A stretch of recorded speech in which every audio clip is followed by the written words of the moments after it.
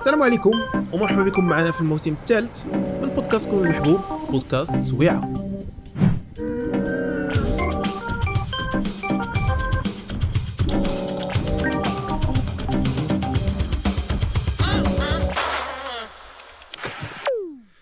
يا واحد السلام عليكم، فين عشير؟ وعليكم السلام. هاني كل شيء هاني مزيان 5 والله كل لا شيء هذاك. بخير. واش تعود ما غنديروش فقرة الطقس. قال لك غنمشي نتفرج في اليوتيوب من بعد. سير اخويا سير.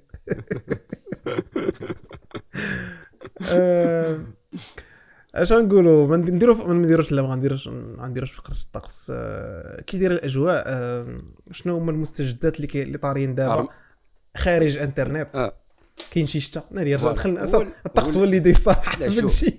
تبعني انا شوف الطقس هذاك خليه ابار. دابا كاين الاستعدادات رمضان، هذا هو اللي فوالا. دابا بداو كيبانوا المحلات ديال الشباكيه، بداو كيبانوا المحلات ديال السلع وداك الشيء اللي عنده علاقه برمضان. بدا ديجا كيبان لنا صافي راه ما بقى شي وغادي يوصل رمضان.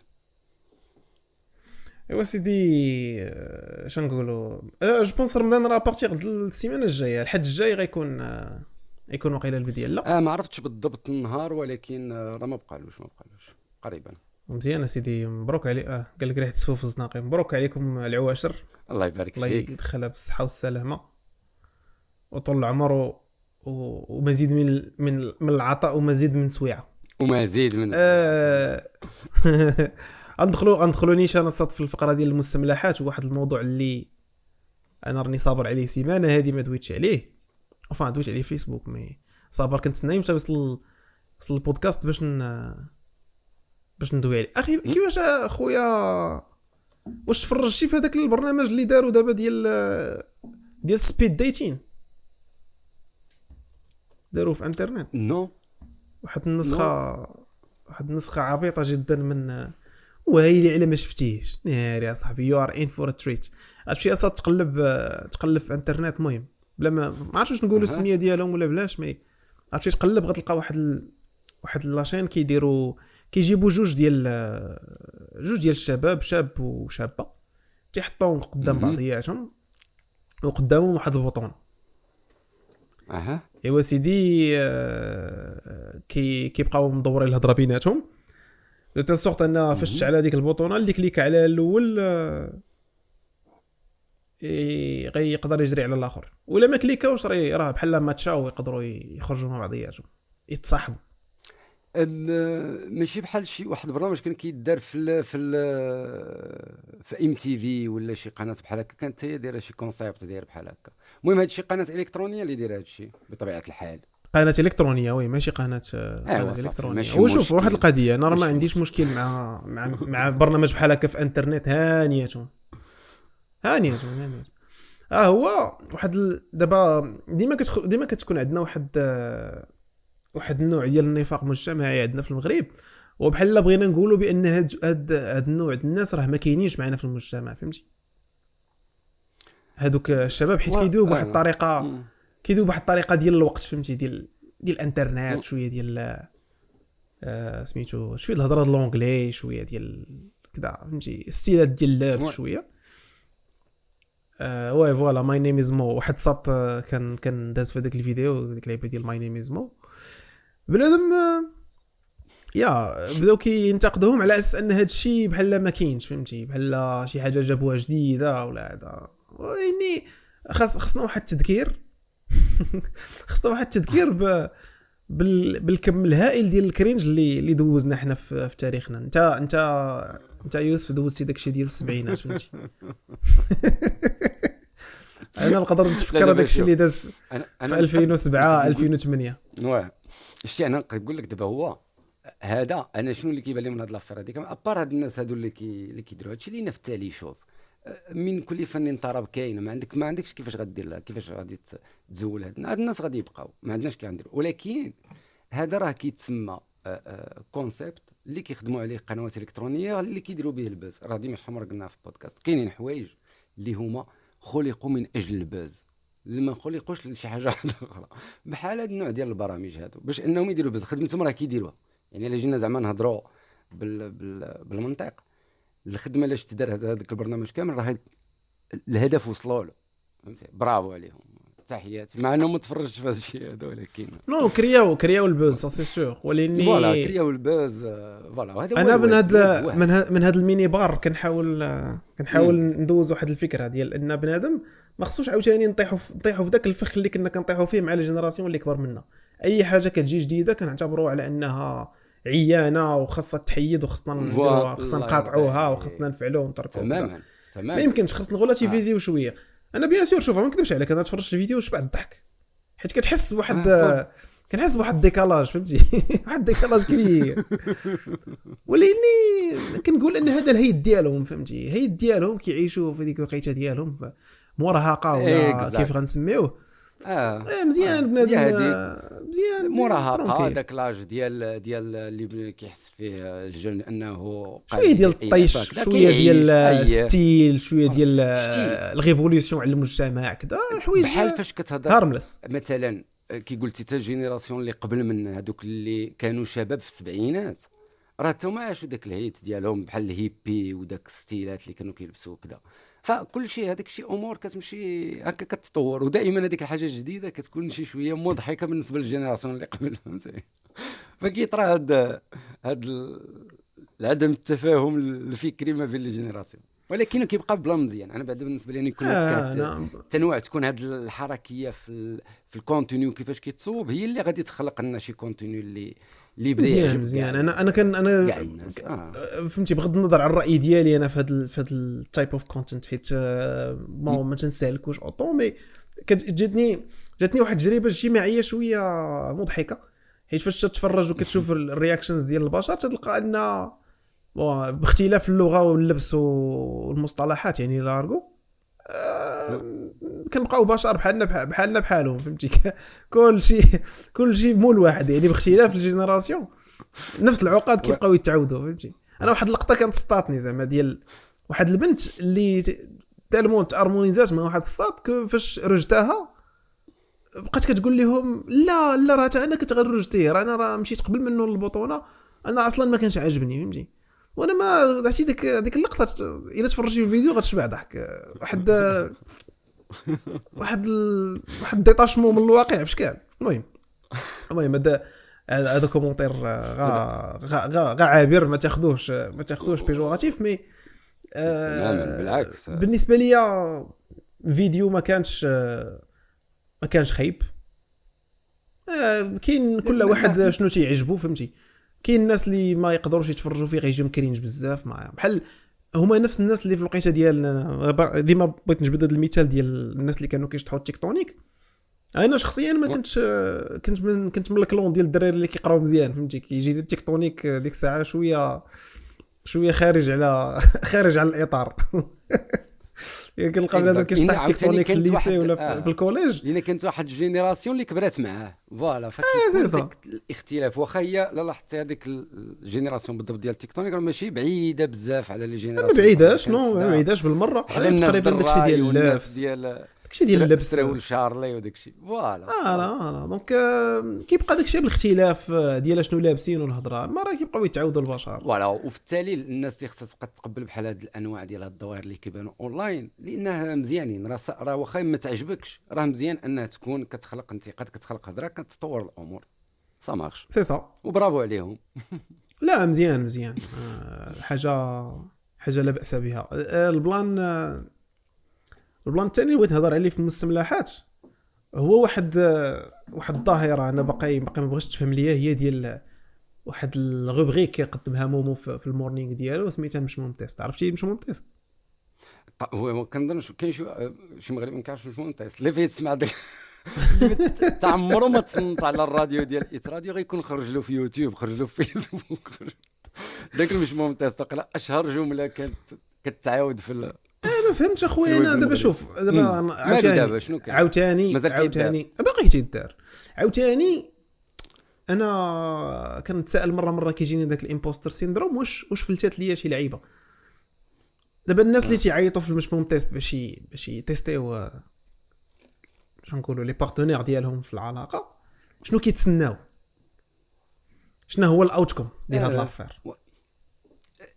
كاين لانه شوف هذيك في التالي داك الكونسيبت هذاك هو كونسيبت ماشي زعما ديال مومو بعدا باش نبداوها بديه مزيانه. هو راه ماشي كونسيبت ديال مومو، راه كاين كونسيبت ديجا كان كيدار في الدنيا كامله، عا مومو جا دارو بالمغربيه.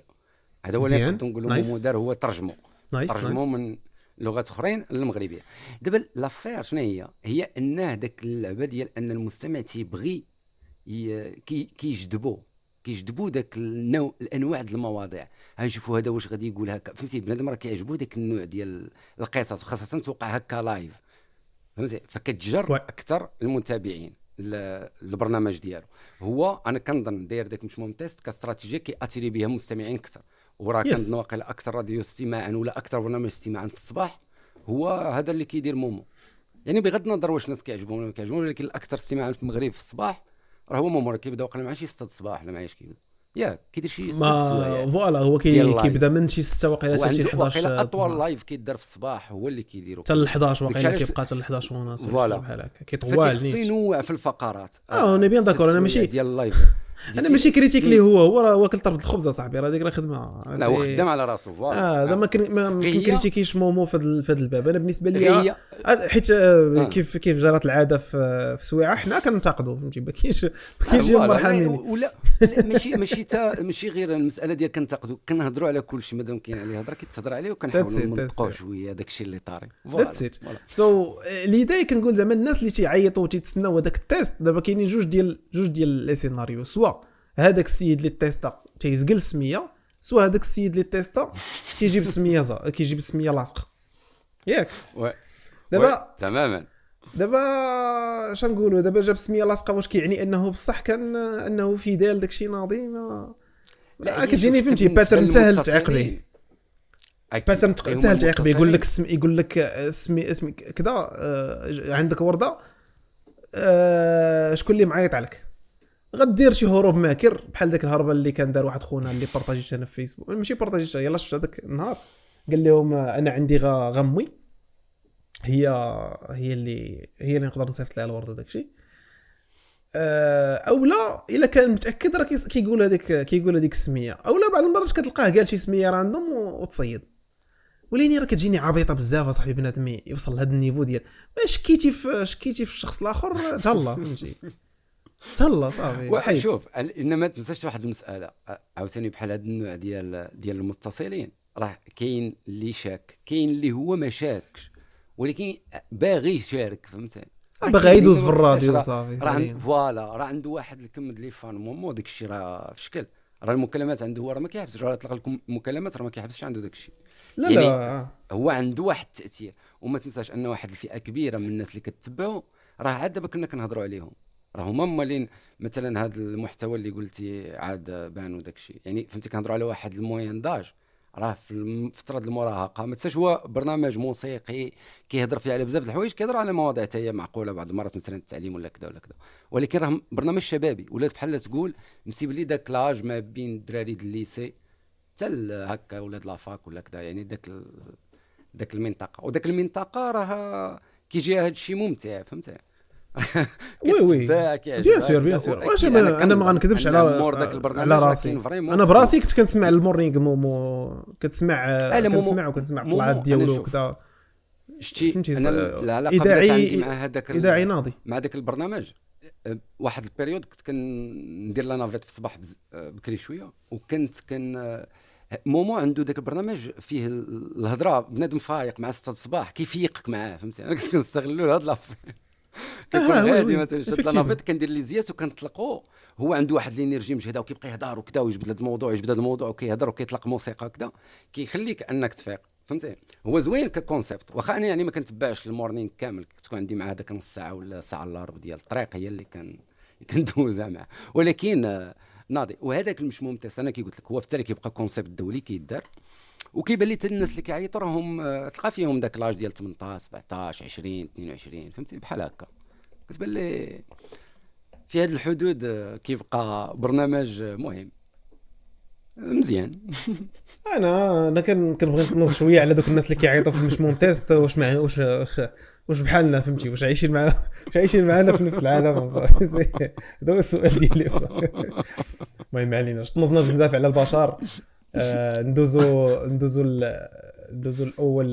اول خبر عندنا ولا اول موضوع كيلكو باغ ندويو عليه في بعقله في البودكاست هذا النهار، اللي هو الاضراب ديال طلبه الطب. وي دابا الاضراب فيه كاين جوج ديال المشاكل اللي عليهم جو بونس دايرين طلبه ديال الطب الاضراب سولون داكشي اللي قريت انا واللي شفت. الاولى هو ديك الكومونتير على المده ديال التكوين، وكاين واحد لاسبي واحد اخر اللي عنده علاقه بواحد النوع ديال المهن اللي كانوا كتكون عندهم واحد الفورماسيون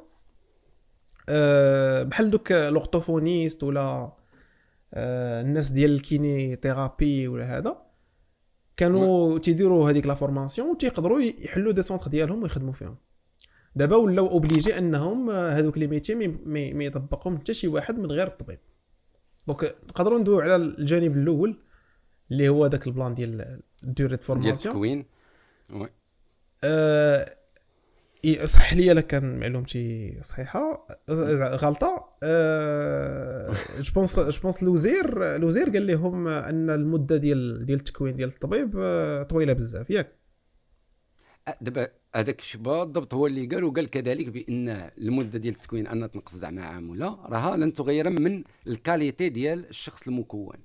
دابا هنا هما شنو كيطرحوا؟ هما كيقول لك واخا يدير مثلا كنهبطها 6 سنين ياك من 7 سنين 6 سنين، هذا هو التغيير اللي وقع. المهم تنقص عام، واش من 8 سنين 7 سنين 7 سنين 6 سنين، المهم تنقص عام في التكوين مزيان. لانه فاش كتجي تهضر كتشوف الدول اللي هي عندها الطب مزيان راهم كيقريو 6 سنين. فرنسا هي الحاله اللي نقدروا نقولوا في اوروبا خاصه اللي كتوصل واقيلا ل 8 سنين ولا 9 سنين. مي باقي الدول كلشي كيدير 6 سنين، فوالا كلشي كيدير 6 سنين زائد داك العام ولا داك البيريود اللي كتخدموا في المؤسسه ديال الدوله على ما كتعلم مزيان وداك الشيء. اوكي دابا بين قوسين يوسف اسمح لي التساؤل ديالهم سير بين قوسين واحد المعلومه اللي كنظن ماشي حاجه اللي معروفه في المجتمع بزاف، هو ان المهنه ديال الطبيب واخا راه عنده تيتر ديال دكتور، واللي راه دكتوره مهنيه، يعني دكتوره عندها علاقه بهذاك التايتل ديال الميدسان، ماشي بحال الدكتوره الاكاديميه اللي خاصها واحد السنوات وكذا، يعني تكون عندك 5 سنين من مورا الباك وتزيد عليها واحد 3 سنين ولا 4 سنين ديال البحث. اللي كيخلي الفورماسيون ديال الطب طويله هو الكم ديال المعلومات اللي كتجاري، لان عندك بزاف ديال لي دومين ديال الطب، وهذيك الدبلوم الاول اللي تاخذ خصك تكون جينيراليست، تكون كتعرف تقريبا في هذوك الدومينات مزيان يعني انف. يقدر يجي عندك واحد مريض الا ما قدرتيش تعاونو تقدر بعدا غير دير واحد البروميير دياغنوستيك وتعرف فين تصيفطو. اكيد ولكن الطبيب في الاول والاخير تيبقى بحال غنقولوا بحال واحد التقني او لا بحال واحد المهندس ديال الجسم البشري، يعني حتى هو عنده واحد الباك جراوند ولا واحد المعلومات كبيره، عنده مدوز واحد العدد كبير ديال الستاجات باش يقدر تجي عنده انت ضارك المعده يعرف شنو هما الاسباب المحتمله ديال علاش ضرك المعده، ويعطيك ويحاول يبقى يسمع من عندك لي سيمبتوم باش يقدر يعرف فين هو داك المشكل بالضبط باش يعطيك الدواء الصحيح. يعني انا ما عرفتش علاش كاين هذا البوليميك ديال ما بغاوش المده تنقص. انا قلت لك هما علاش ما بغاوش، لان فاش كتنوض تقارن، وهنا فين كيوقع المشكل، انك كتنوض تقارن ما بين الدول اللي هي دايره 6 سنين وحنا اللعبه ديال 6 سنين كيقول لك هما ولا انفراستركتور، وهذاك الدول الاخرين راه عندهم واحد الانفراستركتور ناضيه عليها، عندهم سنوات قل وليسباس كثر، حتى فين نمشيو نتكونوا وفين نقراو وفين كذا كاين الخير عطا الله فين يمشيو.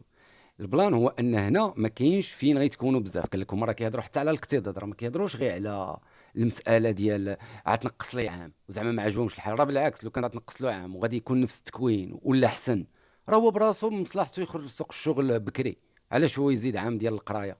هو براسو غادي يقول لك ماشي مشكل. مي الاشكال كاين في هذه المساله، واش التكوين مزيان ديال 60 يعني هذا ديال 7 سنين شنو تغير باش اننا نقصوا داك العام؟ يعني باش تنقص هذاك العام تخصك تطور واحد الحوايج. دابا الوزاره كتقول لك انها فري طورات شي حوايج، لان كاينين مركبات جامعيه مجهده على اخر طراز ديال الاليات فين غادي يخدموا هاد الاطباء، ولا فين غيتكونوا مثلا، بحال ديال طنجه، ديال فاس، ديال كازا اللي عاد كيصوبوا كذا، اللي ديال بنو سينا اللي كيديروا له اعاده الهيكله ولا هو. ولكن انا كنقول دابا مزيان، هما من حقهم الطلبه بعد انهم يطالبوا في تفسيرات لهذا البلان ديال 6 سنين، ويكون داك الشيء منطقي ولوجيك علاش وكيفاش. واش هما كيطالبوا بالتفسيرات ولا كيقولوا لا ما غنديروش الحال؟ لا، هما مادام ما عجبهمش الحال، هما ما عجبهمش الحال بعد انه تدار هذاك الشيء هكاك بلا ما يتشاوروا معاهم، فناضوا كيقاطعوا امتحانات، فهمتي؟ مقاطعه زعما في المغرب. اشوف ولكن عندنا جوج ديال لي سيكتور في المغرب هربانين فهادشي ديال الاضرابات، هما المعلمين والاطباء. بلا ما ندوي على الطاكسيات، حيت الطاكسيات ما كيديروش اضراب، الطاكسيات كيديروا بلوكاج. بلوكاج حكومي. دابا شوف، انا غير بغيت نزيد نكمل في هذا الكون هذا ديال والاحتجاجات اللي ما عجبهمش الحال، ان هما كيقول لك عندهم جوج مشاكل: الاقتصاد، اوكي، انك تزيد تطلع طلبه اخرين اللي غادي يديروا الطب وغادي يوليو بهم بزاف، غيوقع الاقتصاد، هذا بلان. وتا البلان ديال فين غيستاجيو، فهمتي؟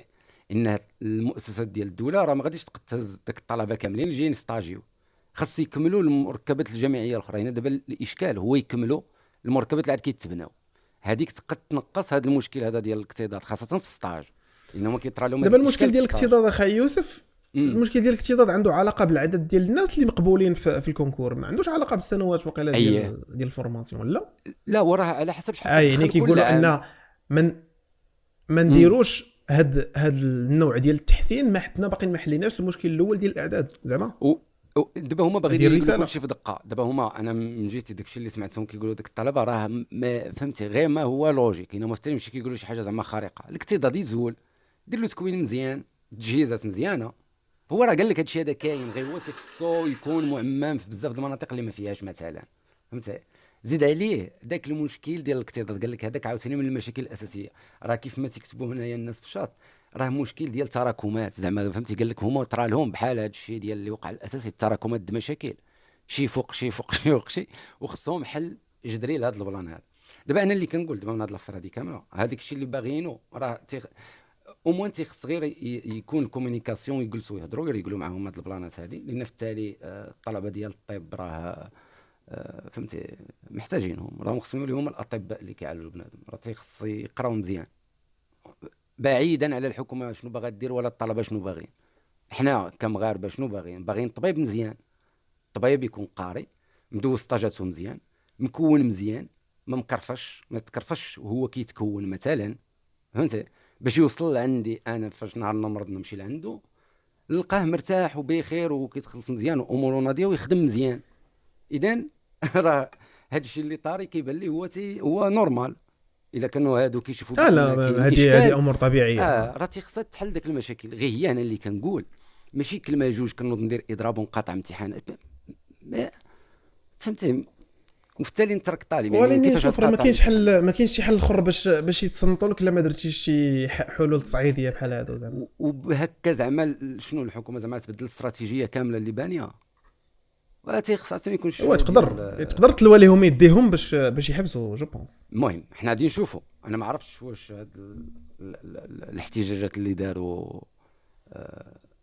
زعما الحكومه خاصه بنادم ما يتقدمش ويضيع فيهم، فهمتي؟ يعني بنادم اللي غادي يمشي. نقول لك شتي انا هذا المشكل هذا ديال انك تمشي تقاطع امتحانات وكتضيع ضايع في عام ولا ضايع في سيمستر خصك تعاودها ولا شي بلان، فهمتي؟ راه كيأثر لك اصلا على الكارير ديالك.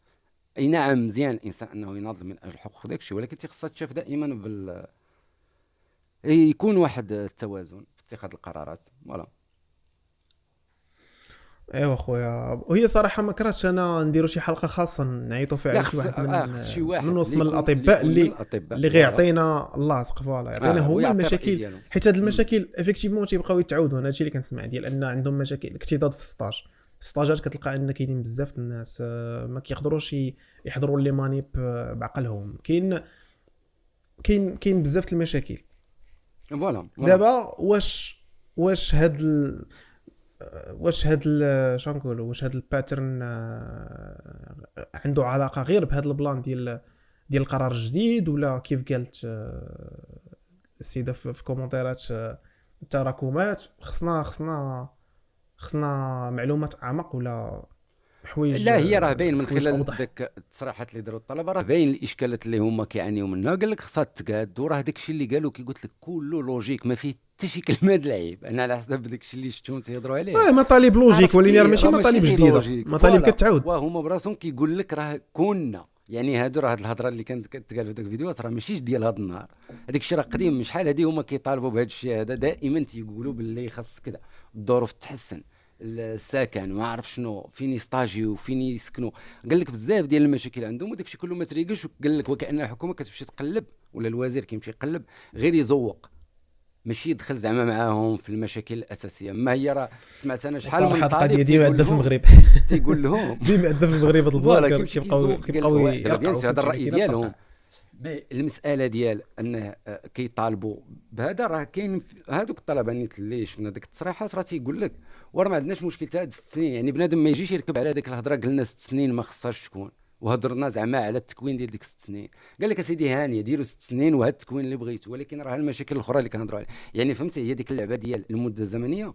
قال لك وكنا الضخمات بالعاني باش تغطي لهم على المشاكل الاخرى، باش حنا نسمعوا ان الطلبه حقا كيقولوا حنا بغينا ماشي 6 سنين 7 سنين، والناس تقول لهم مالهم هادو نقصوا لهم وهما باغيين يزيدوا. فهمتي كيفاش؟ ياك ما باغيين يزيدوا. بحال يدوروا الراي العام يعني شويه ديال المانيبيولاسيون. المشاكل الاخرى الحقيقيه اللي كيهضروا عليها الطلبه. قال لك هذيك ولات غير شماعه داك الفكر. وهاد لافير هاد اللعبه راه كتدار هاد اللعبه، وكنظن ان هذا الشيء اللي طرا، لان في التلفزيون كتسمعهمش كيطالبوا راه واقع عندهم واحد 4 المطالب اساسيه راه ما فيها ما كيهضروا فيها لا على سنوات لا هما محزنون. كيهضروا فيها كي قلت لك على الاقتصاد، على السطاج، على المشاكل كيعاني منها الطلبه وهما كيقراو. فهمتي بلانات بحال هادو، ومن حقهم هذا الشيء هذا خصو يتريقل لهم. فوالا بون كيف قلت لك غنحاول نشوف شي واحد من زعما من الناس اللي وصل من هاد المعمعه ديال الطب يعطينا صوره افضل. حتى داك الموضوع الاخر ديال دوك المهن اللي كتكون كتزاول مع الطب، بحال كيف قلنا لورتوفونيست والكينيثيرابي، وج بونس حتى الناس ديال دونتيست ما عرفتش مشات لي اسمي بالفرنسي، مي ماشي دونتيست، هذاك صانع الاسنان. دابا هذاك البلان زعما شتي منين جبدنا الهضره على هادو. هذاك البلان ديال صانع الاسنان كيفاش لافير دابا بغيت نفهم. هو كاين صانع الاسنان اللي كيصنع غير الاسنان، يعني كيصوب القوالب، عنده ديك المهنه ديال الصناعه ديال الاسنان. وكاين خونا الاخر اللي كيتسمى جراح، هو طبيب ديال الاسنان جراح. هذاك الطبيب ديال الاسنان اللي يقدر يحيد لك السنه، يقدر يعمرها، يقدر يدير ديك الخدمه كيديرها. هذاك اللي سميتو الجراح اللي هو طبيب وقاري على الدومين، والاخر كيبقى غير كيصنع الاسنان. وي دابا الظاهره اللي كتشوف هي ان الاخر كتعتبروا اكثر انه شنقولوا ارتيزون، يعني انا على حساب البلاكه انا كنقرا يعني غير المصطلح اللي حرفي، البلاكه عنده حرفه. انه واحد الشخص كيصنع السنه من داك المواد اللي هي معتمده في طب الاسنان، وعنده لابوراتوار فين كيصوب داك الشيء، باش لان الاطباء ديال الاسنان تيكونش مثلا عندهم الوقت باش يصوب السنه، فكيصيفط العبارات وهذاك لابو كيصوب له هذا.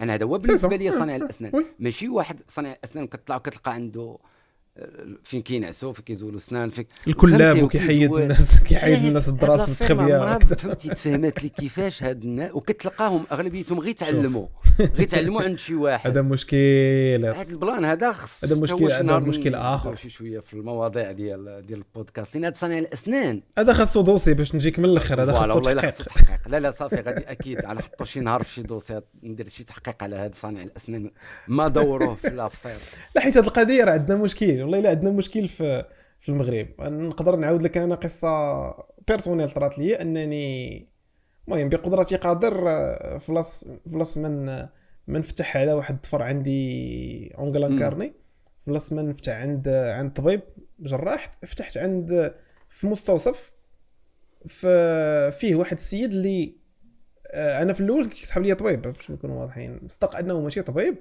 انه ماجور ديال الفرامليه في واحد الكلينيك ومعلم الحرفه وتيضرب بريكولات. ويل بيان سور انا ماشي ما خلصتوش، لان كيف قلنا مستوصف، وقيله بحال شات بلاصه ديال الطبيب تما في داك المستوصف دير مانيير ودو نوتر تي يقضي غرض مع الناس. السبب اللي وقع هو ان السيد فاش فتح ليا طراو ليا دي كومبليكاسيون من بعد، ان ديك الفتحه كانت تنفخات ودارت انفلاماسيون. المهم حفظ الله ان داك الشيء مع لونتيبيوتيك والمسائل تعالج. دازت سالمه. ايه شتي. ولاني كنتخيل ديما حالات بحال هكا اللي ممكن يضعفوا ويوليو في حوايج اخرين. وي وراه هادشي اللي كيخلي بحال هاد لي ميتي صعيب تكونتروليهم.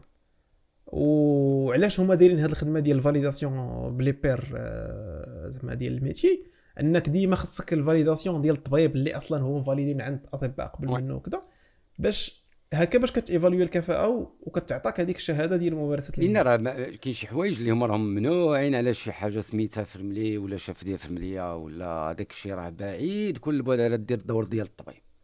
وكنظن سي صا ماشي حيت تعلمتي ولا حيت سمعتي فوالا. راه غتقدر تاسيوري وكنظن ان الميسيون. المساله ديال صانع اسنان وطبيب جراح ديال الاسنان، المشكل اللي طاري هو واش كيتعتبروا استيتيك ولا ما فهمتش. ولكن انك تلعب في الفم ديال شي واحد، لا تزول له ضرسه ولا تركب له فيس ولا دير له سنه فيكس، هذاك الشيء راه كيدخل في مجال طبي، يعني في الجراحه ماشي. دابا هاد البلان واش ما نحصروش في الاسنان. كاينين كيف قلنا بزاف ديال لي ميتي اللي تيخدموا اون باراليل مع الطبيب. دابا اللي كيتشكاو منه هو ان الا كانت عاوتاني معلومتي صحيحه ان هاد المهن ما غيبقاوش يداروا كمهن مستقله، خاصهم يداروا عند الطبيب. ولكن راهم تخصصات بحال التخصص.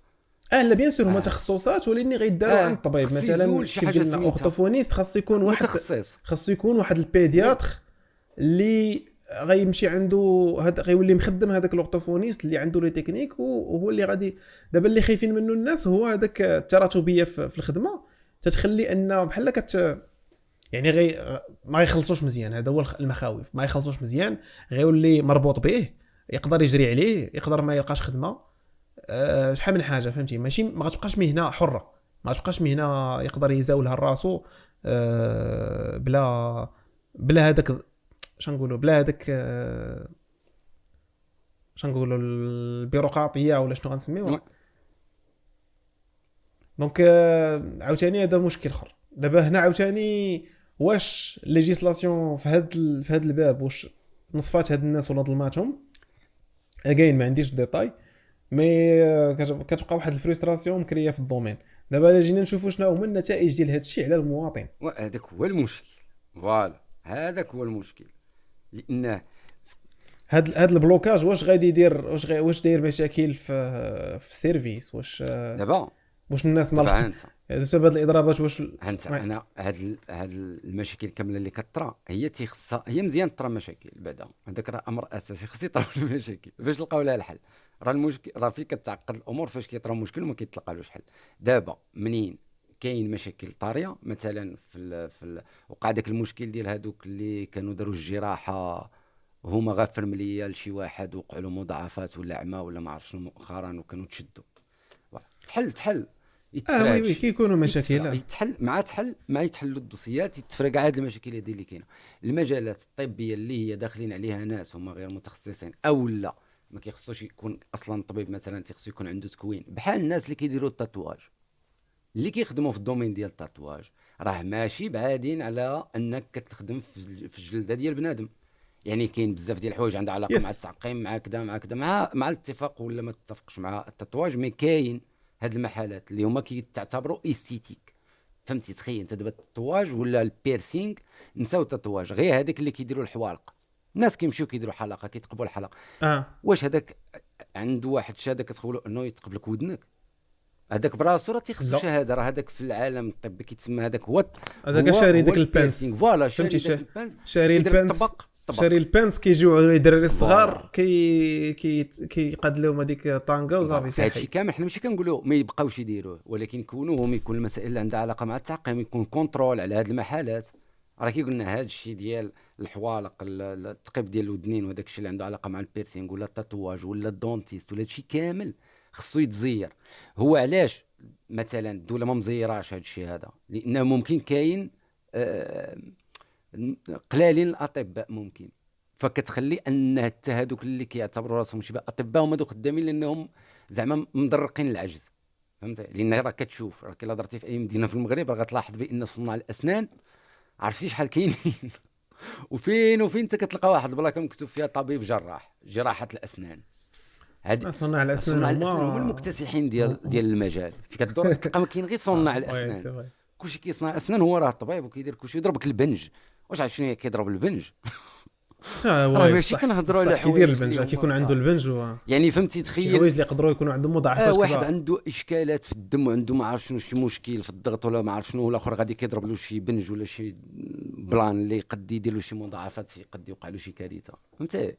هو كيقول لنا مثلا، هو مثلا الناس تيقول لك راه كاين واحد الفرق عاوتاني بالنسبه للقدره الماديه ديال المواطنين، ان فاش كيمشي عند وهذا نوط فوالا عاوتاني هادي راه هذا يبقى فكره. صانع اسنان يحيد لك الدرسه ب 200 درهم، ماشي بحال الطبيب فوالا هي بصح. معنا رقيه قالت لك صانع الاسنان كيخدم ب 200 درهم والطبيب ما تهبطش على 600 درهم، وحتى هذا مشكل، لان ماشي الناس كاملين غتمشي تزول درسه ب 600 درهم ولا 700 درهم. كاين اللي غادي تجي عاديه، ولكن راها كتبقى 700 درهم و 600 درهم باش تزول درسه. فكاين اللي كيفضل اصلا يمشي عند مول الكلاب. واخا ما يكونش كاع. لا هذاك مول الكلاب هذاك خارج اور سيري، هذاك اور سيري اور سيري هذاك ديال السواق ما ندويش عليه. فوالا يعني هاد المساله كنظن خصها دوسي، فوالا دوسي اللي غادي نجيبوا فيه لي ديتاي مزيان، وغادي نشوفوا خاصنا هاد المساله ديال صناعه الاسنان، لان دائما كانت كدور لي في بالي بزاف، يعني كثرت ما كتمشي وكدور وهذا كتلاحظها. انا بعدا كنلاحظها تقريبا في المدن كاملين، هاد كثره البلايك ديال صناع الاسنان. خصنا نحلوا عليهم شي موضوع. فوالا لا انا خصنا شي اكسبير، اللي غادي يعطينا اللاصق. تماما. المهم بقاو على الخط معنا، غادي نلقاو شي بريكول بحال هكا، نجيبو شي اكسبير. ندوزو للموضوع ديال ولا بلوتو الدوسي ديال السيمانه اللي هو العلاقات المغربيه الفرنسيه. تماما. واحد فهمتي م. بحال دوزنا واحد الارك. عرفتي في الانيم كيكون عندك الانيم كامل كيكون مقسم الاركات. ارك مثلا مشاو لشي جزيره ولا مشاو لشي مدينه ولا واحد النوع ديال الشخصيات وكذا. الارك ديال المغرب وفرنسا جو بونس بدا قبيل شويه الانتخابات الجديده اللي كان داز فيها ماكرون. تما فين كانت تزيرات الامور تماما. وكنظن ان دابا تحلات من مورا بانت ليا داك النهار واحد البوبليكاسيون ديال ان وزيره لي ربي شمن وزيره السفيره المغربيه في فرنسا قدمت اش كتسمى هذيك الورقه، اوراق الاعتماد ديالها، شي حاجه ديال اوراق الاعتماد ديالها عطاتهم كسفيره في فرنسا، وتم الاستقبال ديالها وتاكتيفا الخدمه ديالها، لان كنعرفوا السفراء ماشي كيمشيو ديريكت كيخدموا، كيمشيو كيخصهم يدفعوا اوراق اعتماد، من بعد كيتم التعيين ديالهم من طرف الدوله المستضيفه. فوالا الو ذاتس ات. دابا باش نفتحوا هذا الدوسي هذا ديال المغرب فرنسا، اللي ما بغيتش زعما نطول فيه بزاف، لان كنهضر عليه شحال من مره في البودكاست، مشينا داك الشيء تسلسلي فوق ما كانت كتوقع شي حاجه كنا كنديروا بحال واحد الجرد. لا وليني راه البودكاست واقيلا راه كنا حاضرين في كاع المراحل ديال راه هادشي راه بدا في 2021 فوالا حتى ما بعد المشكل 2021 حتى دابا تسالى، ودابا خصهم يعلقوا لنا شي ميداليه. واخا هو اللي نقول لك هو ماشي نقدو نسميوها هكا، يعني المشكل تسالى، لانه مازال هو ما تسالش المشكل، مازال ماشي مسالي نوعا ما. الامور كنظن مازال ما غيتهضرش عليها دابا. مي انا الحوايج اللي اثاروا الانتباه ديالي في هذه المساله ديال وزير الخارجيه ديال فرنسا، هي اولا المقترح اللي جابوا معاه ديال الشراكه طويله الامد ديال 30 عام. هذاك مازال عاد خص يتشاف شنو هما البنود ديالو، علاش كيهضر هذا الاتفاق، مع انه تعطاو بعض العناوين العريضه. قال لك منهم الاستثمار في المجال الثقافي والرياضي والاقتصادي في الاقاليم الجنوبيه، يعني بما معناه واحد بلان ديريكت، واحد الاعتراف غير مباشر. الدعم اللي عاود اكد عليه وزير الخارجيه، فبالينا راك عارف من المشاكل الكبيره هذاك البلان ديال الدعم تناقشوا واحد شويه، راه ما كانش مانونسي كلير، ماشي مانونسي كلير تماما. الدعم سي فين غيت بين السطور وتلونصا هكا كلير في اخر الاجتماع كان في الامم المتحده من عند السفير ديال فرنسا في الامم المتحده، اللي قال هكا كلير بانه حنايا منذ ان المغرب حط الملف وحنا كندعموا ذاك الملف ديال الحكم الذاتي. هنا هاد المساله بالضبط على المشكل ديال الصحراء، هذا غادي نهضروا عليه لان فيه جوج ديال النقط. غير هو كاين هاد المساله بعدا ديال هاد المجيه ديال وزير الخارجيه ديال فرنسا بهاد الطريقه، وهاد الملفات كامله اللي جاي هز معاه. اوكي، فهمتي كيفاش جاتني انا؟ جاتني وكانه فهمتي ديك المساله ديالك، ماشي غادي نسميها تودد، ولكن راه حنا فريمون باغيين نبداو خدمه جديده. وتذكرات بعدا واحد المساله ديال العلاقات بين الدولتين. عرفتي شحال من مره تعاودت هذه في المؤتمر الصحفي، هذه الجمله هذه ديال العلاقات بين الدولتين، لانه غير باش نوضحوا الناس اللي كتصنت في السياسه، فاش كنهضروا على علاقات بين رؤساء الدول راه بلان، يعني بين الملك والرئيس ديال فرنسا. ولكن فاش كتهضر على، فاش كتسمع وزراء الخارجيه كيهضروا بهذه المصطلحات وما كيجبدوش الهضره على رؤساء الدول، كتعرف بان علاش انا قلت لك راه ماشي تحل المشكل. لان المشكل ماشي هي فرنسا ولا الدوله الفرنسيه اللي هي شنو هي الدوله، هي مجموعه المؤسسات، منها المؤسسه الاليزي. هذا قصر الاليزي راه لا راه كاين مؤسسه من بزاف ديال المؤسسات ليزادمينستراسيون تماما. كاين. وكاين الجناح، وكاين حتى العسكر والمخابرات واللي بغيتي، جميع المؤسسات ديال الدوله راها كتشكل الدوله. المغرب ما كانش وحتى داك المصطلح اللي ما كنحملوش، هذاك المصطلح اللي ما كنحملوش ديال الدوله العميقه. كاين واحد المصطلح كيبقى يتقال ديال الدوله العميقه، ما كنحملوش نقولوا بحال هكا، مي سامبول ديال عائلات ديال شركات كاينين في الدول. هذاك يعني اللوبيزم ديال الدوله كامله راه تيضرب على المصالح ديالو. سو فاش كندويو على العلاقه ديال البلدين اللي ادمينستراسيون تيتبدلوا، مي لو فون ديال الدوله راه تيبقى. وهذا الشيء علاش قلت لك باللي المشكل انا من وجهه نظري ماشي هو فرنسا ولا الدوله الفرنسيه بمجموع المؤسسات ديالها. المشكل كاين في واحد المؤسسه وفي واحد الشخص في واحد المؤسسه، واللي من وجهه نظري هو الرئيس ديال فرنسا. لان هاد اللعيبات في الدبلوماسيه كيتنوطاو انهم ما يتذكروش الاسماء ديال الرؤساء ديال الدول من غير في اللقطه اللي هضر فيها وزير الخارجيه ديال فرنسا، على اساس انه باعته الرئيس الفرنسي باش انه يلقى حل، ماشي يلقى حل ولكن انه يعني قد الامور، يقاد هذا الشيء ويلقى واحد لا باز فين غادي تمشي الامور مقاده. مع ان بيان سور هذا الشيء راه ما كيوقعش هكا زياره جا زعما الاخر باش انه غيتحل المشكل. داكشي راه كان تراكمي، كانت اكيد اتصالات من قبل. راه كانت الزياره ديال كي قلتي انت في الاول، راه كان اعاده السفيره وتعيين السفيره الجديده ديال المغرب في فرنسا. من بعد راه جات الزياره ديال الاميرات اللي تلقاتهم كنقول الزوجه ديال ماكرون، استقبلاتهم في الإليزي. وكانوا تما يعني على يعني حفل عشاء ما بيناتهم وهذا. وجا عندهم الرئيس ديال فرنسا وسلم عليهم.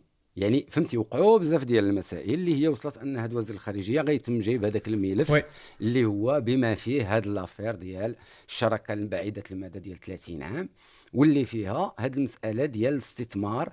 واللي قالها هكا داك السفير باللي غادي تستثمروا فيما هو ثقافي وما هو رياضي واجتماعي واقتصادي في الاقاليم الجنوبيه. وعطى مثال بان فرنسا ديجا فاتحه جوج مدارس ديالها في الاقاليم الجنوبيه، وباللي هما كيقلبوا بان الساكنه ديال المناطق الجنوبيه انها تكون عايشه مزيان. داكشي كامل داك الهضره اللي نورمالمون كانت تكون بهذا الوضوح قبل هذا الوقت. بعدا علاش كنقولوا بان هذه المساله ديال المشكل ديال فرنسا مع المغرب هو اكثر مشكل مرتبط بالإليزي بالضبط وبالرئيس ديال فرنسا، اكثر ما اننا كنهضروا على المؤسسات كامله اللي كاينه في فرنسا. وكنظن كان ممكن، انا ماشي دابا غادي نفتي على رئيس فرنسا، ولكن ممكن ان كان اختيارات ماشي في محلها ماشي في وقتها. لان فرنسا دابا في هذه اللقطه كتلاحظها وكانها جايه روطار، فهمتي؟ لان اسبانيا وامريكان والانجليز والالمان افونساو على فرنسا. راه تخيل ان هي في هذا البيريود ديال هذا الوقت ديال هذا المشكل غير الشراكه الاقتصاديه تقلبات. ونقدر نعتبرهم باقيين ما جاوش زعما ديك اللعيبه ديال باقيين ما وصلوش. انا بالنسبه لي وزيد عليها شتي حتى فرنسا مازال عندها نفس الاسلوب، لان الرئاسه مازال ما تبدلاتش، فهمتي؟ غادي تبقى عندها داك الاسلوب ديال هكا عدم الوضوح. مع ان هذيك الهضره كامله اللي قال وزير الخارجيه الا جينا نعصروا نخرجوا منها شنو هو الاساسي، هو اعتراف بالتخابعيه، فهمتي؟ احنا معترفين وغادي نديروا فوالا، ولكن ماشي موقف واضح، ماشي موقف واضح. كيف ما قالت لك ميريكان الصحراء المغربيه، ميريكان ما جاتش قالت لك احنا مع الحكم الصحراء ديال المغرب، سالاو زولوا الخط سنا تما السفير سالينا، هذاك سميتو اعتراف صافي.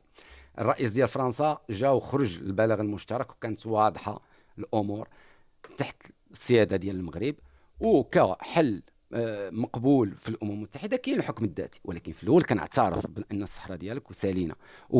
وسبليون كان عندها عندها هي اصلا طريقه اخرى في الاعتراف بان الصحراء صافي ديالك، هي بتسليم الاجواء. ان ممكن بزاف الناس مازال ما فاهمينش بانه في الاقاليم الجنوبيه راه كان المشكل ديال الاجواء، لان اسبانيا كانت هي المستعمر القديم. كان كان مناجي عند من اسبانيا، عندهم. ومن بعد باش انك تباسي هذه المساله ديال الاجواء راه كتاخذ واحد الوقت. فالور راه كانت بدات هذه واحد المده، وهما غاديين بملفات كل مره كيريقلوا حاجه باش ان داك السيطره ولا التسيير ديال الاجواء ديال الصحراء كلها غادي تولي المغرب. فهادو شتي واخا ما غيخرج الملك ديال اسبانيا وغادي يقول لك الصحراء مغربيه كنيشان، ولكن بلاك بالوثائق على ارض الميدان صافي كيعطيوك كل شيء بين يديك، هذيك ديالك انت دير فيها تصرف فيها كيف ما بغيتي، فوالا باش كيتسالاو كاع المشاكل اللي كانت مرتبطه بالصحراء. هذا اسبانيا. الانجليز كنظن هذيك ملكيه واحده اخرى دايره بحال المغرب، والعلاقات كتبقى ما بين القصرين. وواحد النهار غادي يجيو غادي يفريو ان النقالزه ما دايرين بحالنا، الدبلوماسيه ديالهم ما كيهضروش بزاف في هاد المواضيع، كيانفيستيو ديريكت تحت الطبله وما كيديروش الشوشره. فالور كنظن مع الانجليز الامور باينه، المانيا حتى هي الامور باينه، جات فرنسا بقات هي التاليه. هاد لافير ديال ان فرنسا تعطلات تعطي لها هذه كامله، هي اللي غادي تخليها بانها غادي تفقد بزاف. لان حنا كنشوفوا دابا غير العلاقات المغرب فرنسا، ولكن راه كاينين بزاف ديال العلاقات اخرين فين فرنسا ما عجبهاش الحال. اولها هي الاتحاد ديال البحر الابيض المتوسط تاع الدول ديال المحيط الاطلسي، ديال الدول ديال المغرب ديال افريقيا اللي دار المغرب، اللي ما بين الدول كامله اللي كاينه على الكوست ديال البحر.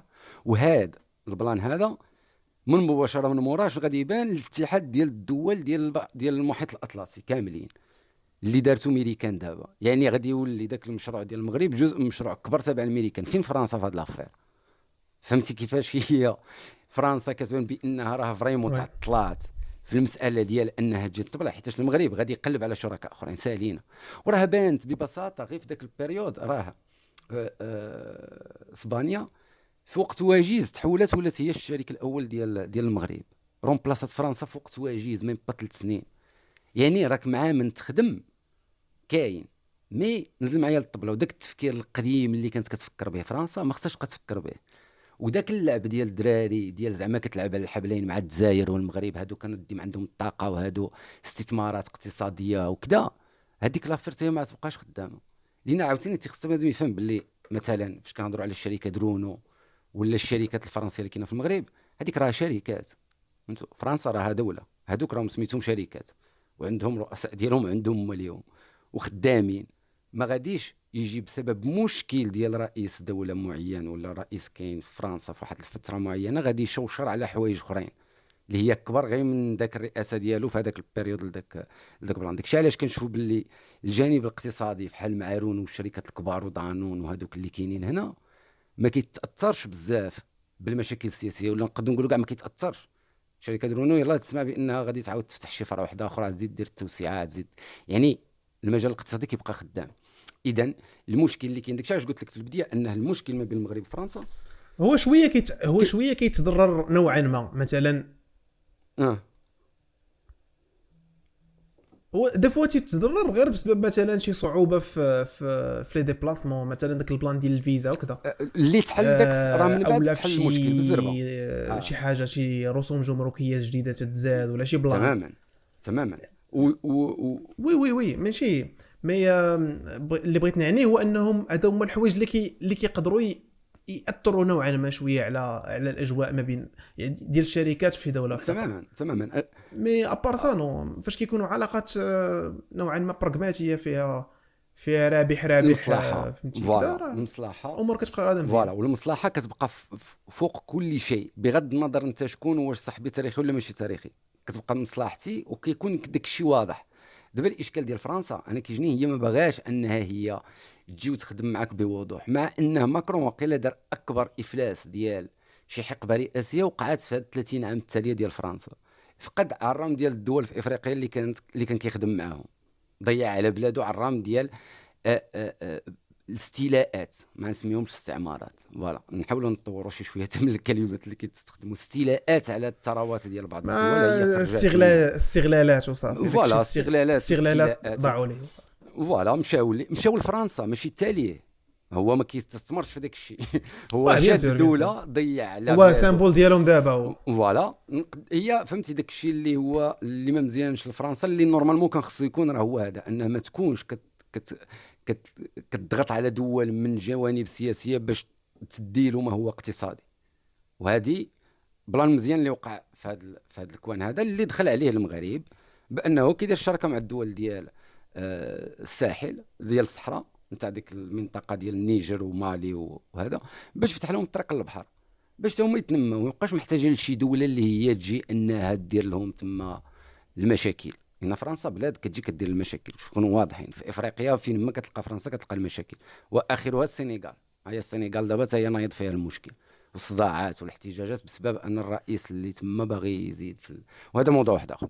ولكن انا علاش قلت لك بان مع فرنسا الحل راه ما كاينش المشكل من الاول مع فرنسا بكثر ما كان مع الاليزي والرئيس، ولا هذا الرئيس ديال الدبلوماسيه الفرنسيه الوزير الخارجيه الفرنسي ديال المغرب، راه زاد بين غير داك الشيء، بين باللي راه فري المشكل اللي هو كاين، راه كاين فريمون مع الرئيس ديال فرنسا.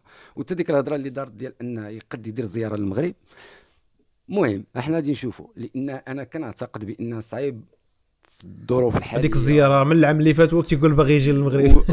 قالها هو براسو وما عيط ليه حد، ولكن انا كي قلت لك كتبقى هنايا علاقات داروا لي في وانا كي قلت لك ممكن كتبقى علاقات براغماتيه، قد تكون شي زياره، ولكن الا كانت غتكون شي زياره غتكون لشي سبب، ما تكونش زياره داك الزيارات ديال صافي حنا تصالحنا. ديك الهضره ما كنظنش انها كتخدم بها الدبلوماسيه ديال المغرب. خاصو يجيب شي حاجه فهمتي، فوالا. خاصو غادي عندك انا كي قلت لك يجيب يا اما معاه غادي فهمتي، تجي خاصو باش يجيب معاه أنك قوالب ديال السكر، يجي تاخذ يطلب لا باش انك يطلب السماحه. انا الحاجه اللي كتجيني الوحيده اللي ممكن انه الا كان غادي يجي عليها المغرب راه هي الملف ديال الصحراء، يعني ما كاين حتى شي حاجه اخرى اللي كتجمع المغرب به دابا من غير هذيك.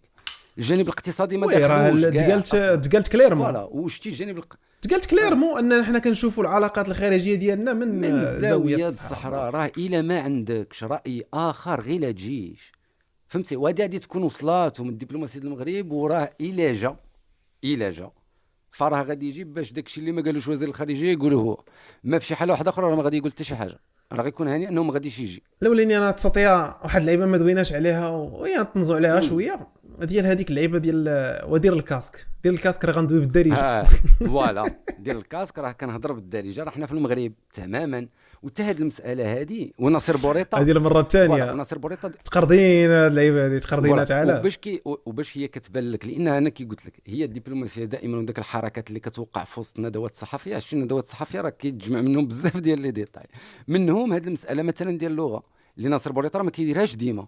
راه كاينين السفراء ولا وزراء خارجيه اللي كيجيو المغرب وكيكون داير معاهم ندوه صحفيه وكيهضر باللغه ديال ديك البلاد هانيه. علاش؟ لان الموقف وشكون هذاك السيد اللي جاي لعندك، واش صديق حميم ولا دوله ديجا معها المشاكل وراه حنا كنحاولوا نصفيو هذا الشيء. فهمتي؟ هذا الشيء كامل كيلعب دور، وهذيك هي اللي كتسمى داك الحركات الدبلوماسيه لو بغينا نسميوها ديال الوزراء الخارجيه. وبوريطه محترف في هذا الشيء هذا، بيان سور كيبين لك الراي والموقف ديال الدوله غير من الطريقه ديال الهضره ديالو، من الطريقه ديال التعامل ديالو، وداك الشيء كتشوفوه مع وزراء خارجيه، وداك الشيء على حسب بيان سور العلاقات واش مزيانه ولا مزياناش معاهم. انا كي قلت لك بالنسبه لي الوزير الخارجيه بعدا ديال فرنسا ما غنهضرش عليه ك يعني براغماتي، ولا هو اول تجربه ديالو يعني اللي جا وجا تلاقى مع واحد اللي هو بوريطه، فهمتي؟ اللي عنده وليني شوف انا هاد الناس بجوج راه كيجيوني حتى واحد فيهم بيان سور كتكون كفاءه في الترانسميسيون ديال الفورماسيون، مي وما تنساش المساله ديال ولكن كيكونوا غير كيترانسميتيو فكره ديال الدوله، ماشي هما اللي تيعزلوا داك الشيء، ماشي هما اللي كيديروا. اكيد غير هو الحين كالدبلوماسيه راه كتلعب واحد الدور، خاصه فاش كيكون عندك وزير خارجيه اللي هو ناضي، لان باش توصل الفكره. لا الحين كالدبلوماسيه كتوقع مثلا وقيله في الحالات اللي نقدروا نقولوا في الحالات اللي على غفله ممكن، ولكن توصل المعلومه كيفاش غيجيري شي سيتوياسيون. شي الدبلوماسيه كتخدم داك الكوان ديال كيفاش تجيري، كيفاش شتي انت ها انت سيدي كي قلتي بان هذاك وزير خارجيه غادي يدي غير رساله كاع، غادي يباسيها الوزير الخارجيه ديال الدوله الاخرى اللي غيباسيها الرئيس ديال بلادو.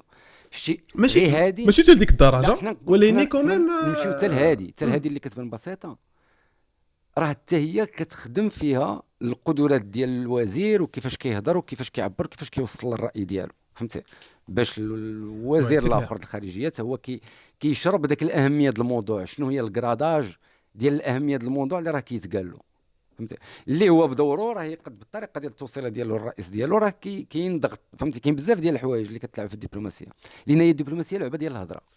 اوكي، شي حوايج بصات داكشي علاش كتلقى بان اختيار وزراء الخارجيه تيكون صعيب، والدول ما كتبدلش وزراء الخارجيه بزربه.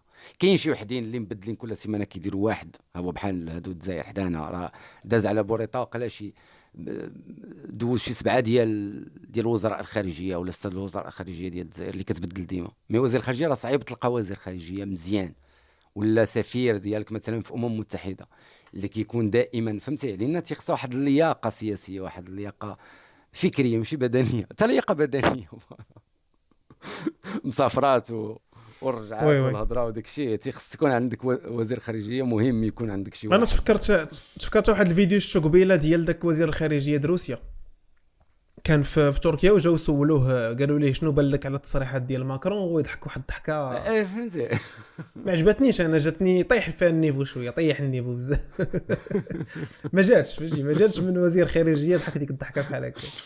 وما تنساش هما بيناتهم راه والله اعلم تقدر تكون هذيك السياسه ديال روسيا فوالا، بحال هكا، كتكون هاد المناوشات هكا بحال هكا في هذا المجال ديال الدبلوماسيه، كيكون خاصه فاش كتكون دابا روسيا ما تستشرف في حالات حرب وكذا، والدبلوماسيه كتاخذ بعض الاشكال. مي غير باش نرجعوا للموضوع ونيت نسدوا الملف ديال العلاقات ديال المغرب وفرنسا. المهم انا الحاجه اللي كنتوقع من القدام هي ان اولا ما عادش تكون تسارع في الاحداث، لان السير انا قلت لك مور ما سمعت داك لا التقرير بعدا ديال الاولى، لان فاش كتسمع التقرير ديال الاولى يعني وكانك كتسمع صوت الدوله، ولا هذا هي اللي كتعطيك الفكره اللي باغا الدوله توصلها من خلال داك الزياره. والبلان ديال انه العلاقات راه ما غتطورش بسرعه. فرنسا ممكن جايبه هكا عرام ديال الملفات وجايه وهكا عناوين عريضه، استثمار هنا استثمار لها، 30 عام الشراكه، المدى البعيد كذا، الاصدقاء، التاريخ كذا كذا، داك الشيء كامل كله كان كيزوق داك الندوه الصحفيه. من المعقول اللي كان لداخل هو كيفاش غتكون العلاقات ما بين الدول. انا هذا هو اكبر عنوان بان لي في هذا الشيء كامل اللي طرا دابا. داكشي علاش ما كنظنش انه غادي يكون شي تسارع بالزربه في هذه اللعبه اللي ممكن تسميوها المصالحه مثلا، ما غاديش تكون هكا سريعه. دابا غير شنا هذا البلان هذا وقع، غنشوفوا من هنا لقدام الى فريمون هو كانت شي زياره غتكون الرئيس ديال فرنسا للمغرب، وغنشوفوا شنو المخرجات ديالها. ولكن انا كنعتقد بان هي خفضات ديك المساله ديال الازمه تقريبا ما بقاتش، ولكن راه ماشي رجعات الامور ما عرفت اين عاد. فوالا واخويا اون فيغا حنا دابا في سويعه راه حنا متبعين الموضوع من نهار بدا هاد الدراما حتى لهاد النهايه شنو نقولوا بدايه النهايه ديال هاد الارك. ايوا ما بقاش لنا صراحه في اللايف بزاف، راه قربنا نوصلوا ساعه. بقى لنا موضوع الاخر اللي بغينا نهضروا عليه، هو ديك الدراما اللي طاريه ديال بعض الحكام في البطوله اللي كيشدوا الرشاوي. واحد الاوديو كان خرج ديال واحد الحكام وكذا. مهم هاد لافير هادي صراحه انا ما كنتش متبعها مزيان، وحتى داك اللعيبات اللي صيفط ليا قبيله ما دخلتش قريتهم. شنو المشكل اللي كاين ببساطه هو ما كاينش يعني معطيات بزاف، لان التحقيق دابا راه خدام. فهمت، مازال ما وصلناش للمرحله ديال الحكم على الناس. دابا التحقيق خدام على حسب زعما المعطيات اللي غادي نقولوا كاينه، هو انه كاين واحد جوج ماتشات، ياك جوج ماتشات هما اللي نايض عليهم هاد لافير كامله. والبلان الاخر هو انه الجامعه كانت فاتحه التحقيق ديالها ديال 4 شهور، يعني هو دابا خرج الاعلام باش حتى بنادم ما يمشيش غلط. من التحقيق هو راه بادي ديال 4 شهور، بادي التحقيق في هاد لافير ديال واحد جوج ماتشات كيف ما كتبات هي جوج ماتشات. القاسم المشترك بيناتهم ما هضروش يعني على حكام هما نفسهم ولا شي لجنه ولا شي حاجه، ما يهضروا على انه كاين نفس الفريق من مدينه الدار البيضاء بدون ذكر من هو هذا الفريق. فوالا هادشي راه تلقاوه كذلك في الارتيكل ديال اسبريس. فريق من مدينه الدار البيضاء ما غيفوتش واحد جوج، فوالا كنظن جوج ولا ثلاثه ما غيفوتش واحد جوج فراقي فوالا اللي كيلعبوا بريمير ديفيزيون كنظن جوج. فوالا لان حنا كنهضروا على فرق ومباراتان في القسم الوطني الاول برسم الموسم الماضي جوج اللي كاينين سالينا باينه اللعمه. احدهما ما عرفناش شكون هو اللي غادي اللي نورمالمون هاد الماتشات بجوج يعني فيهم طرف هو هذا الفريق. واش هو المظلوم ولا هو الظالم ما عرفناش، واش هو اللي عنده علاقات مع هاد الحكام ولا ماشي ما عرفناش. مي كاين هذا البلان كي قلنا انها الجامعه كانت ديجا فاتحه تحقيق في الموضوع وديجا كتستمع وداك الشيء. دابا غير القضيه وصلت يعني للاعلام، ومزيان انها تخرج للاعلام باش انه نشوفوا هذه الاشكالات اللي هي كاينه. ما كتعنيش انه راه اولا بعد هذه واحد وجهه نظر ديالي انا ديال المساله ديال انه راه كاينين حكام كياخذوا رشوه في البطوله فبما معناه ان المنظومه ما خداماش. هذا راه ما عندها حتى شي علاقه. ان تكونوا ناس فاسدين هذه راه كاينه فين ما مشيتي. اي العالم ديال الكره كله فساد. غتلقى شي واحد اللي كيعجبو انه يمشي ياخذ فلوس بارده وكيخدم بهذه الاساليب هذه. زعما ماشي غير المغرب. هادشي ما كيعنيش ان ما خصناش ننتقدوا وما خصناش نعالجوا هادشي، اللي زعما يخرج هكا للعلن. كاع المنظومات فيهم هذا التخوشيف وماشي دفاعا عنهم وشي حاجه. فوالا. وخاصه فاش كنهضروا على التحكيم اللي هو ديجا عنده مشاكل. يعني التحكيم براسو راه تيخصو اعاده النظر في المنظومه ديال الحكام والانتاج ديال الحكام. راه نساوش ما عندناش حكام اللي راه من بالقوله من تما ما نظنش عندنا شي اللي حكم اللي حكم شي ماتش مهم بزاف في كاس العالم. بالقوله كنظن اخر حكم هو الفينال اصلا ديال كاس العالم. يعني كاليتي وكاريزما وبزاف ديال الحوايج. فخصنا كيف ما كاين التكوين كاين هذيك الحكامه اللي شاركت في كاس افريقيا نسيت شو سميتها راه كنجيبها في ذاك البرنامج في الراديو. مي خص تكوين وتكون خدمه كيف ما كاينه خدمه في الاكاديمي ديال محمد السادس ديال التكوين ديال اللاعبين. تكون واحد الاكاديميات ديال التكوين ديال الحكام ويكون تكوين بطريقه احترافيه. يكونوا ستاجات على برا كيف ما اللاعبيه الكره بالضبط كما لاعبيه الكره كما كيخص يبدا دابا الخدمه على التحكيم. لان راه جايين استحقاقات في كاس الافريقيا كاس العالم. بلد منظم اكيد غادي ياخذوا الحكام ديالك عدد من المقابلات اللي غادي يحكموهم في كاس العالم. اذا تيخصص توجد ديال الحكام وتعطى لي سباس حتى اللي جون اللي كاينين. وواحد المساله اخرى اللي كانت هضرات عليها نيت الصحيفه ديال اسبريس هي المساله ديال الاستعانه بحكام ماشي مغاربه.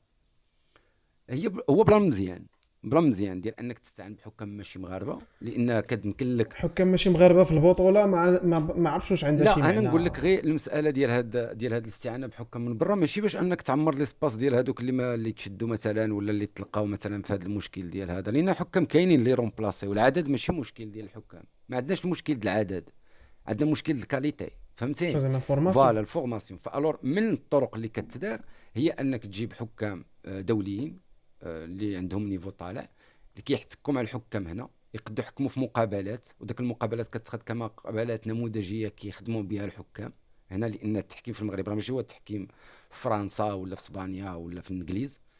فهاد المساله مزيانه. وميم طون ماشي غير هاد المساله ديال تجيب حكام من على برا بل تصيفط حكام المغرب لبرا يستاجيو.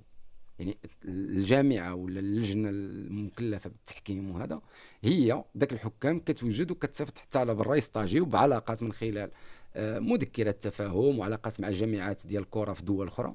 كتصيفط الحكام ديالها قد يستاجي في الحكم الرابع الفار حكام الشرط حكام الوسط. فهمتي راه ديك منظومه كبيره ماشي فيها غير الحكم اللي كيكون في الوسط ديال التيران. فالور يمكن لك انك تبدا تخدم على هذا الجانب هذا باش انك تطوروا حتى هو. فوالا لان التحكيم مهم من ضروري تطور من الفورماسيون. فوالا من الضروريات. وهذه المساله كي قلت لك ديال هذا المشكل اللي طرا ديال هذا الحكام اللي كيشدوا الرشوه ولا اللي ما عرفناش هو التحقيق غادي من بعد دابا يخرج لنا لي ديتاي. راه امر عادي كيوقع في اي بلاد. هي الطاليان وقيلا معروفه اكثر دوله عندها فضائح تحكيميه في التاريخ واقيلا. ولكن ما كاينش اللي غادي يختلف. الطاليان انت مجندينك الطاليان كتعاود لينا عليهم بزاف. علاش كتعطي مثال لانه هما اكثر وقيلا الدول اللي كيوقع فيها الفضائح التحكيميه. ولكن ما كاينش غيجي قد يقول لك باللي البطوله ديال الطاليان بطوله مخروضه. نو كتلقى بطوله فري واعره كتفرج في ماتشات واعرين كاليتي داكشي ناضي. كيوقع هادشي ديال التخرويض كيبيناليزيو فراقي. كاين اللي كينقصوا لها 30 نقطه كاين اللي يقدروا يهبطوا دوزيام ديفيزيون. حكام اللي كيتوقفوا كيتصيفطوا لديفيزيونات قل يحكموا هادشي هذا كيطرا. مي كيخصو فاش يطرا يتنوض عليه النقاش الاجتماعي ويتهضر عليه ويتجبدوا الملفات ويوضحوا لنا هادشي وهاد الناس هادو اللي داروا هاد الروينه، ويكون كل شيء واضح باش بنادم يعرف باللي بحال داكشي راه ما كيدارش، خاصه اللي كيخدم في المجالات بحال هذه، بحال التحكيم الرياضي وهذا الشيء. سينو اي حاجه كدور فلوس بزاف ديما تيكون الريسك، فيها الريسك. ديما الريسك طالع علاش كنقولوا خص التكوين يكون بروفيسيونيل، خص التكوين يكون واعر اللي ما يخليش الحكام انها تمشي في هذا الاتجاه هذا ديال هذا. فوالا. بلان اخويا. كنظن صافي السوفينا وقت الحلقه، والسوفينا حتى المواضيع اللي ممكن ندويو عليهم هاد السيمانه. كنجددوا الشكر للناس اللي حضروا معنا في اللايف، والناس اللي غاديين يسمعوا التسجيل من بعد، لا في يوتيوب لا في سبوتيفاي. كنشكركم مره اخرى، ونضرب لكم موعدا الاسبوع القادم، نقاشات جديده، مواضيع جديده. تهلاو في راسكم، الى اللقاء. تحياتي الشباب، مع السلامه.